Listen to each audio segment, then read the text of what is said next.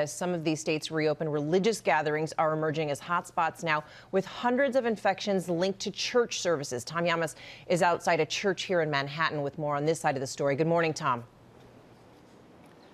Cecilia, good morning to you. Church services have resumed here in New York City, but with limited capacity. And when parishioners come here for morning service, they're going to see the new rules. Wear a mask, make sure to use hand sanitizer, and social distance. But across the country, pastors are making the tough decision to keep their churches closed. They're saying it's too dangerous to praise in person.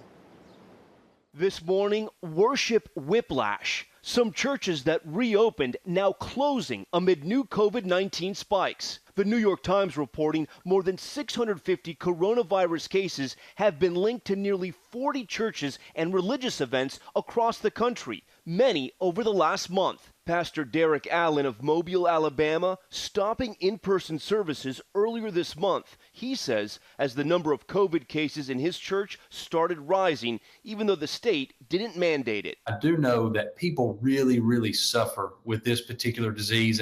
And so watching our people suffer and knowing that if we had an in-person service, that it was likely to spread even further into our congregation, that's why we decided to go back online. Outbreaks linked to churches have happened in several states, recently in Oregon, Texas, West Virginia, and Tennessee. In June, Florida teen Carson Davis attended a church function with 100 other kids. According to the medical examiner's report, the 17-year-old who had pre-existing conditions didn't wear a mask or social distance. 3 days later, she started to feel symptoms. 10 days after that, she died. And back in March, just north of Seattle, more than 50 members of a community choir became infected with COVID-19 after a rehearsal. 2 of the members died. The CDC calling that event a super spreader, finding that just one asymptomatic person infected 52 others. Having had 2 friends that I sing with that died because of this, it is not worth it. It's not worth it.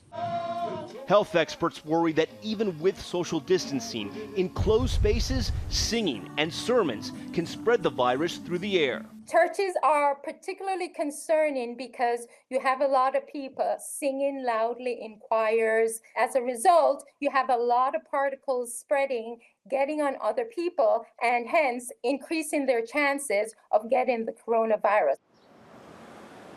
Now, as an alternative, many churches have opted to stream their services on YouTube and Facebook. It's nowhere near the same experience as gathering and fellowship, but Cecilia, many pastors feel it's the safest thing to do right now. Yeah, it very well Cecilia? might be, Tom. Okay, thank you. Well, hey there, GMA fans. Robin Roberts here. Thanks for checking out our YouTube channel. Lots of great stuff here. So go on, click the subscribe button right over here to get more of awesome videos and content from GMA every day, anytime.